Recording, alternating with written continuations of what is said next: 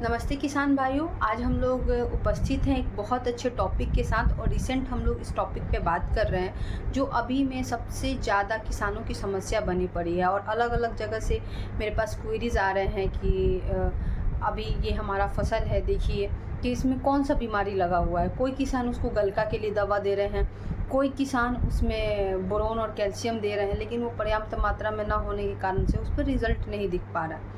तो अभी हम लोग बात करें टमाटर की फसल में। टमाटर की फसल में जो टमाटर का फसल होता है वो गल जाता है, मतलब बहुत अच्छा प्रोडक्शन आ रहा है। 70 से 80% तक किसान की फसल ख़राब हो जा रही है। साथ ही साथ इतनी गर्मी पड़ने के कारण किसान अपने फसल को बचाने के लिए हर एक दिन 2 दिन के अंतराल पे पानी दे रहे हैं, लेकिन फिर भी ये समस्या आ रही है। उन्हें लग रहा है कि हम अत्यधिक पानी दे रहे हैं, इसकी वजह से शायद समस्या आ रही है, टेम्परेचर के फ्लक्चुएशन से तो नहीं।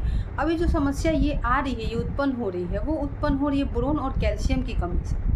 साथ ही साथ एक और चीज़ इसके कमी के बाद इस मेजर जो पेस्ट है उसका अटैक आ जाता है, पिन वॉर्म का, जो लार्वा स्टेज में बहुत सारी फसल में छेद कर देता है और उसको हार्म करता है फसल को। तो देखिए, सबसे ज़्यादा मैंने पिछली वीडियो में बना रखा है कि पिन वॉर्म से बचाव के लिए क्या होगा, फिर भी एक अलग वीडियो में बता दूंगी कि पिन वॉर्म से हम लोग जैविक तरीके से कैसे बचा सकते हैं। अभी हम लोग बोरोन और कैल्शियम की डिफिशियंसी पे बात करें तो इसमें 3 चीज़ों में हम लोग जैविक में इस्तेमाल करते हैं। पहला तो होता है कि पंचगव्य का इस्तेमाल करते हैं, दूसरा आंवले की चटनी का इस्तेमाल करते हैं, तीसरा होता है कि सोयाबीन की चटनी का हम लोग इस्तेमाल करते हैं। आंवले और सोयाबीन की चटनी पे मैं नेक्स्ट वीडियो में बताऊंगी कि कौन कौन से फसल के लिए ये बहुत महत्वपूर्ण रोल प्ले करते हैं। लेकिन पंचगव्य की बात करें तो किसी भी फसल में हम लोग इसका उपयोग करते हैं और इसका बहुत अच्छा रिजल्ट देखने को मिलता है। फल का साइज़ अच्छा बढ़ता है, फूल अच्छे मात्रा में आते हैं और साथ ही ये जो समस्या आ रही है अभी फ़िलहाल टमाटर में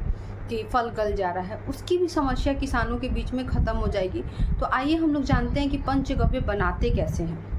पंचगव्य का मतलब ही होता है गाय के 5 तत्व, जिसमें हम लोग गौमूत्र हो गया, गोबर हो गया, दूध हो गया, दही हो गया और आपका घी हो गया। हाँ, इन 5 तत्वों का इस्तेमाल करते हैं। बनाने का प्रक्रिया बिल्कुल आसान है। कुछ गोबर में घी को हम लोग, अगर हम लोग 10 किलो गोबर लेते हैं तो आधा किलो घी में अच्छे से उसको साफ़ करके गोबर को घी में सान लेते हैं। सानने के बाद हम लोग 10 लीटर गौमूत्र लेते हैं, किसी अच्छे एयर टाइट कंटेनर में रख के उसको बंद कर देते हैं। उसके बाद 1 दिन के जस्ट बाद हम लोग उसमें आधा किलो आपका दूध हो गया, दूसरा हो गया आपका मट्ठा हो गया।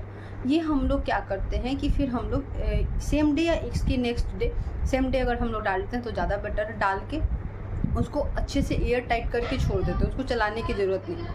72 घंटे के बाद फिर हम लोग उसको 7-7 दिन, एक दिन के अंतराल पे, मतलब डेली 1 दिन सुबह और शाम एंटी क्लॉकवाइज या क्लॉकवाइज एक ही डायरेक्शन में चलाते हैं और उसको फिर एयर टाइट करके बंद करके छोड़ देते हैं।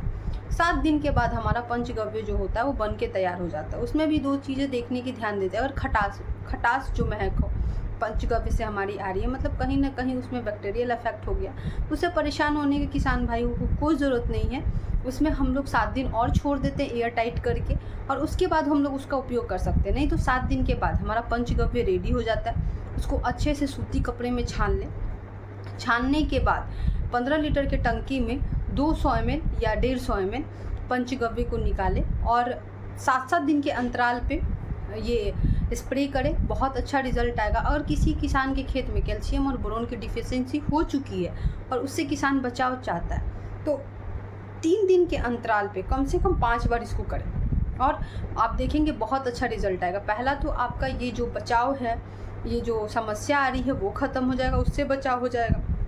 दूसरी चीज़ आपको देखने को होगा कि आपकी ज़मीन में जल धारण क्षमता ऑटोमेटिक बढ़ जाएगा। मतलब जहाँ पे आप 1 दिन के अंतराल पे पानी दे रहे हैं वहाँ 2 से 3 दिन के अंतराल पे पानी आप लोग दे सकते हैं, वो भी आपको देखने को मिलेगा। साथ ही साथ फ्रूट का साइज़ और क्वालिटी दोनों अच्छा होगा। और सबसे बड़ा और महत्वपूर्ण चीज़ अभी हम लोगों के पास हो चुका है, हम लोग के साथ हो चुका है, वो हो गया है कि टेस्ट।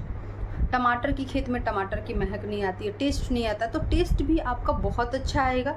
हेल्थ के लिए भी अच्छा होगा, पानी के लिए भी अच्छा होगा और हमारे पर्यावरण के लिए भी अच्छा होगा। और जब वो चमकदार होगा, अच्छा होगा, प्रोडक्शन अच्छा निकलेगा तो मार्केट में हमारे किसान भाइयों को रेट भी अच्छा मिलेगा। अगली वीडियो में हम बताएंगे कि बोरोन और कैल्शियम की डिफिशियंसी पे हम लोग आंवले की चटनी और सोयाबीन के बीज की चटनी का उपयोग कैसे करते हैं और किस फसल के लिए महत्वपूर्ण होता है। ठीक है, धन्यवाद।